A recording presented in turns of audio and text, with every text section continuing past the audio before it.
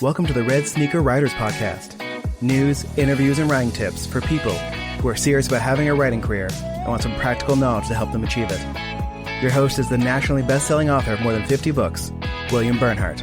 Hello, Red Sneaker Writers. I'm recording this episode right after Thanksgiving in 2020, and I hope that despite all the lockdown restrictions and common sense, you were able to find some way, electronic or otherwise, to get together with your loved ones and sit down and have a meal and remind yourself of everything we have to be grateful of or grateful for. This holiday reminded me how much I have to be grateful for, and I hope you feel the same. I'm elated about all this news regarding COVID vaccines. I know it's not going to happen overnight, but I'm confident that 2021 is going to be a more upbeat year for most people than 2020 was. And for that matter, COVID aside, not in any way making light of the suffering I know many people have gone through, 2020 was in many respects a good year for writers who in most cases saw book sales and book royalties go up as more people were shut in at home, and particularly using ebooks, since bookstores and libraries were closed, as a means to broaden their minds and pass those quiet hours. Let me remind you, because this will be my last chance to do it, that I've still got space available in my first ever online Zoom-spific online writing workshop. The dates for that are December 9 through 13. We meet for at least 4 hours a day. If you're wondering, the reason I started on Wednesday and go through Sunday is to minimize the amount of time as much as possible that people will have to miss work in order to do it. Now, typically we start at 9 in the morning, but I'm going to see what the time zones the participants are in, and then we'll decide. But typically we do about 4 hours a day, and then you will have lots of homework and revision and response to my suggestions and whatnot, lots to do in the other hours of the day. I always think these things are most effective if you can, so much as possible, clear your schedule. That's why we normally call it a retreat and go somewhere so that people can get away from the laundry or the soccer meetings or whatever might interfere with your writing, and just spend 5 days listening and learning and taking your writing to the next level. Well, we're going to do the same thing here. I'm going to be reading your work every night. I'm going to be talking to you specifically, as will others, about your writing every single day. The only difference is going to be that we're all going to be online. But you know what? That's fine. Reduces travel expenses, and in some cases, may make it a better experience. Who knows? Anyway, if you're interested, go to my website, williambernhardt.com, click on Red Sneaker Writers, go to the small group writing retreats, and sign up for the December writing workshop. My guest of honor, my interview for this podcast, is with Lauren Turow, who is with Lately, a company I've mentioned before. Basically, their goal is to help people manage their social media accounts or promotions. I'm sure you already know that social media has become a huge part of how people today promote books.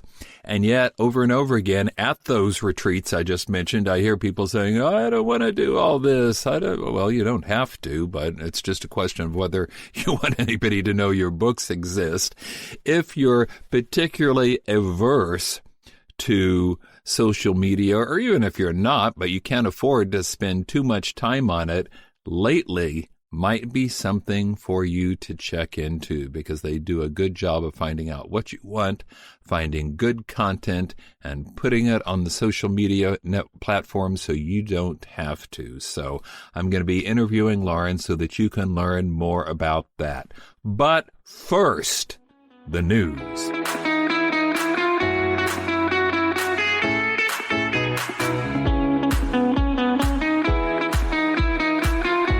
Holy smokes, for a world that's in lockdown, there is an incredible amount of news in the publishing world, and a holiday weekend to boot, but still there's all kinds of shaking going on. Probably the biggest story out there has to do with Simon Schuster. I've told you before that this company, one of the big 5 publishing houses, is for sale. Well, guess what? They got a buyer who, not to brag, but it's exactly who I predicted it was going to be, Penguin Random House, or more specifically Bertelsmann, which is the German-based multinational corporation that owns Penguin Random House. They're going to buy the company for $2.2 billion. Just to be clear, Penguin Random House was already the largest of the 5 by a significant margin, largest publisher in the English-speaking world. Now, with this acquisition, they will be more than 2 times bigger than their nearest competitor, HarperCollins, which is also rumored to be on the market. So the Big 5 is about to become the Big 4. There have been some talk about maybe there'll be antitrust problems, the regulatory issues that won't get approved, but frankly, I doubt that. I mean, even though this will make them a huge publishing house, they're up against Amazon, which is bigger than anything. Probably one of the motivating factors for this acquisition is trying to get more market clout, control over more books, so they can deal more aggressively with Amazon. So that could happen, but I doubt it. Next news story, which you've probably already heard a little bit something about, Barack Obama's memoir is out just after the election. It's called A Promised Land. Why am I mentioning this? Well, get this. It has already sold $887,000 in hardcover after just a few days. Just to put that into perspective, Michelle Obama's memoir sold a little less, 725,000 units on its first day, but 1.4 million in the first week. And she's been on the bestseller list at the top, in fact, for the last 2 years. It will be interesting to see how this plays out. Historically, First Lady books have sold better than president books, which you may not know, but it's true. Part of that may be because women read more books, and part of it, I think, may just be that the books tend to be more interesting, more human, whereas ex-presidents want to talk about policy issues and stuff that may not be all that interesting to some people. To put this into comparison, Obama's early 887,000 sales, George Bush's memoir sold 220,000. So this is 4 times Bush's sale. Bill Clinton sold about 400,000, so it's twice that.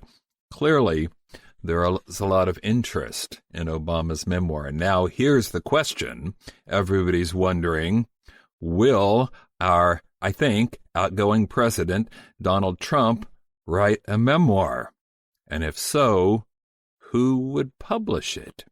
He has written books. I mean, he doesn't actually write them. It's an open secret that they are all ghost-written. But he has written books on several occasions before. Most recently, in 2015, he issued a book called Great Again, which came from Simon & Schuster, the aforementioned, now about to be purchased, Big 5 publisher. Will he try that again? And who will publish it? And that's got a lot of publishers issuing disclaimers and statements. I mean, everybody knows it's going to make a lot of money because he's obviously got fans. On the other hand, and I am not getting political here, I'm a book guy. I've got no interest in getting political, but there are some people who believe that some of President Trump's statements are occasionally less than factual. Big 5 publishers usually like to fact check and publish books that are factual. So even given how much money such a book would make, who would publish it? I suspect, early prediction, that there will be a book, but it will end up going with a smaller house, probably conservative publishing house, somebody who's favorable to him and just going to let him say whatever he wants to. All right, let's talk about ACX and Audible for a little bit. I've talked about the controversies going on there, particularly the Audible's delay in getting new books up and running.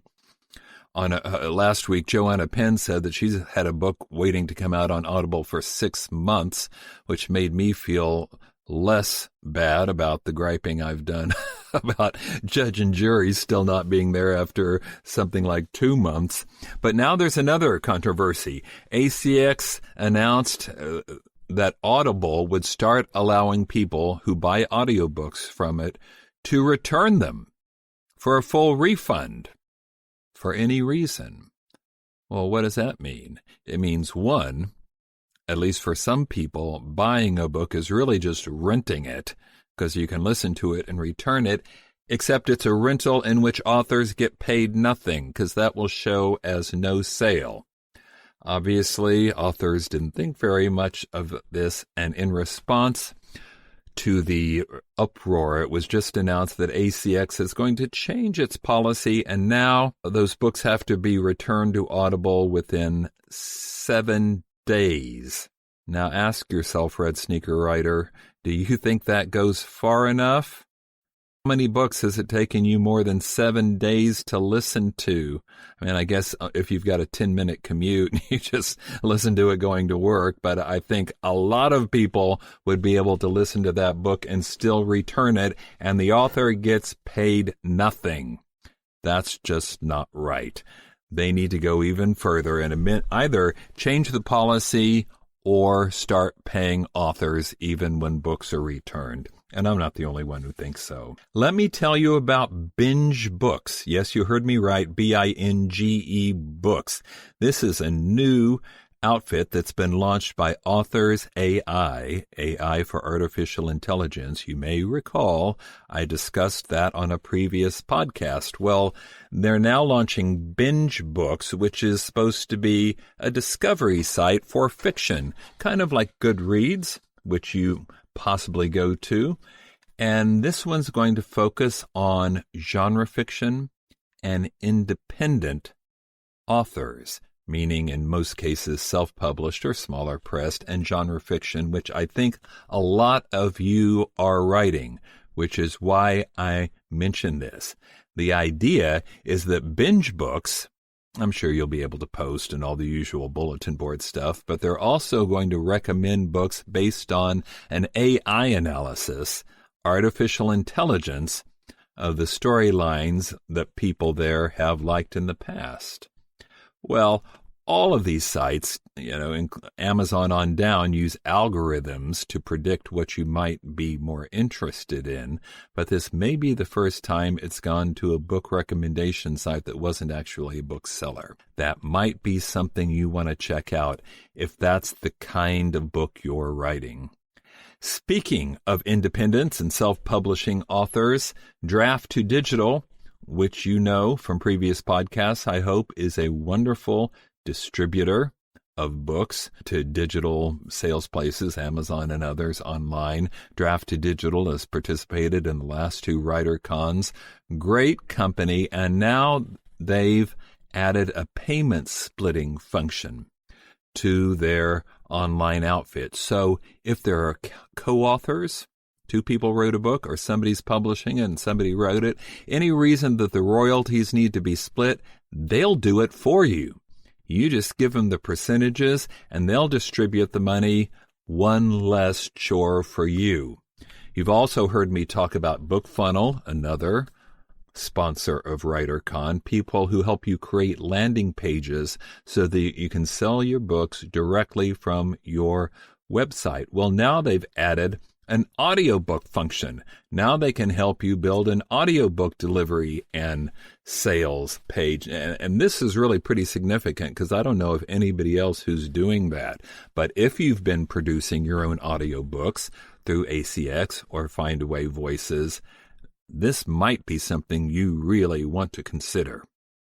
2 more stories, one for people writing books, nonfiction or fiction for that matter. I find I always have to do some kind of research before I start on something. Well, here's a site you need to know about. It's called